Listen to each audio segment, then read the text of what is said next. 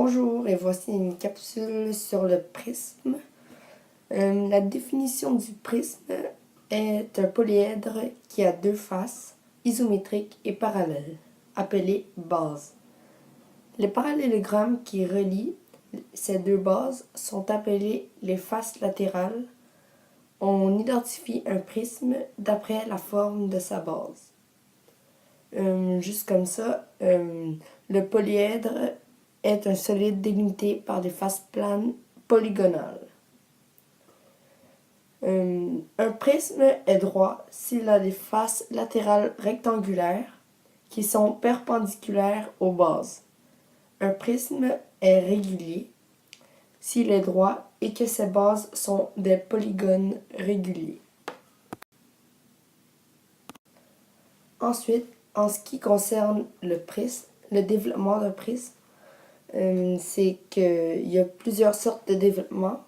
Ça dépend premièrement des formes colorées que vous pouvez voir ici. Ça dépend des triangles dans ce cas. Ici des carrés, ici des rectangles. Donc il y a plusieurs développements possibles pour chaque prisme. Donc il y a ici 1, 2, 3, 4, 5 développements possibles, mais il y en a bien d'autres. Donc, pour le nom des prismes, ça varie selon les bases du prisme. Donc, dans le premier exemple, les bases sont des triangles. Donc, le prisme va s'appeler un prisme à base triangulaire. Dans le deuxième, les bases sont des carrés. Donc, le prisme va s'appeler un cube.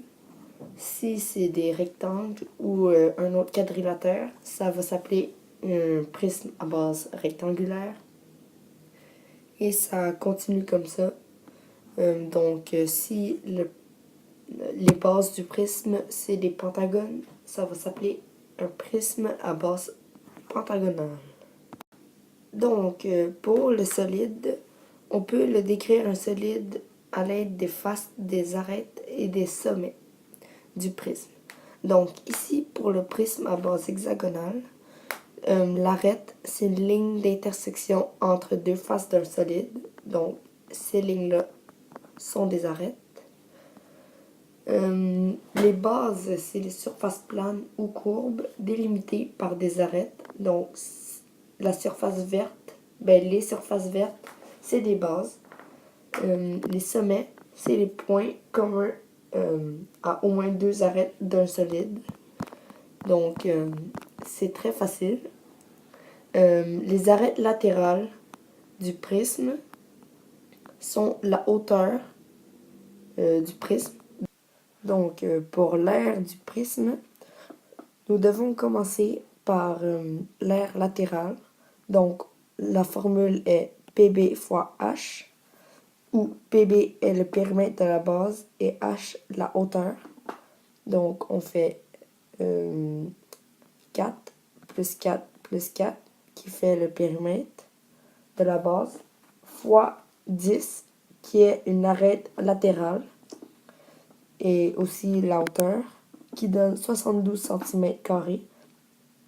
Et ensuite, pour l'aire totale, nous avons besoin de l'aire latérale plus 2 fois l'aire de la base dans cet exemple qui nous donnera 96 cm².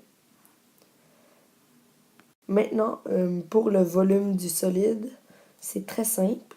Nous avons juste à faire l'aire de la base, une fois la hauteur, ce qui donnera le volume, donc la quantité de liquide qu'on pourrait mettre dans le volume. Dans ce cas, ça donnerait 120 cm3. Donc, pour le développement des prismes, nous avons besoin de deux bases et de ses faces latérales. Donc ici, nous avons besoin d'un pentagone. On l'encercle arête par arête par des faces latérales. et on referme ceci par un autre pentagone de même dimension. Ceci va former un prisme à base pentagonale. Pour le prisme de droite, c'est un prisme à base rectangulaire.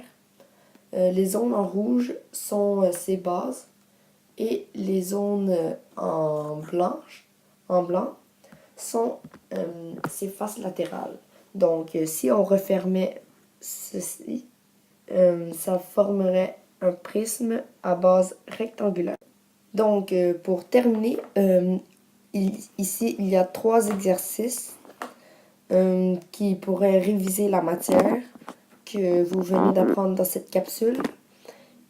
Et le corrigé sera bientôt disponible. Et merci.